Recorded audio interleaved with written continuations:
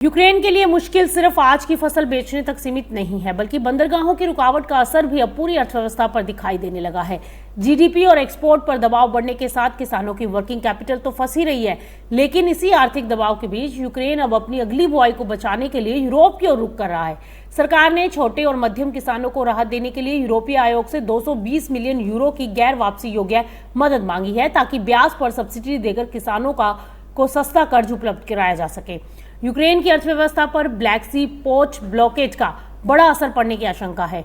Greater Odisha के बंदरगाहों से शिपमेंट प्रभावित होने पर यूक्रेन की जीडीपी को 0.6% से 0.9% तक का नुकसान हो सकता है और आर्थिक जानकारों के मुताबिक सबसे बड़ा झटका कृषि निर्यात को लगेगा।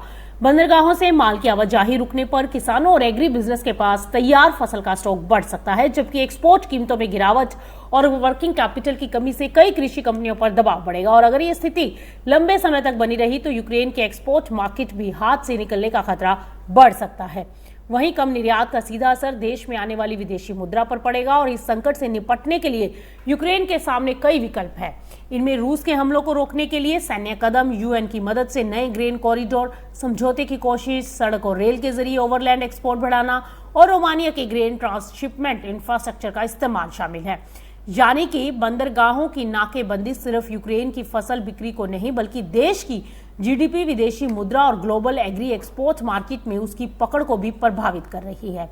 यूक्रेन में ब्लैक सी पोर्ट ब्लॉकेज से कृषि निर्यात और ग्लोबल ग्रेन सप्लाई पर दबाव की खबर के बाद अब नजर एक और अहम कमोडिटी पर। यूरोप की चीनी फसल पर मौसम की मार ने ग्लोबल शुगर मार्केट की चिंता इस समय बढ़ा दी है। जहां यूक्रेन के बंदरगाहों की रुकावट से अनाज की सप्लाई प्रभावित होने का खतरा बढ़ गया है, वहीं यूरोप में गर्मी और एल नीनो का खतरा चीनी की सप्लाई का गणित बिगाड़ रहा है।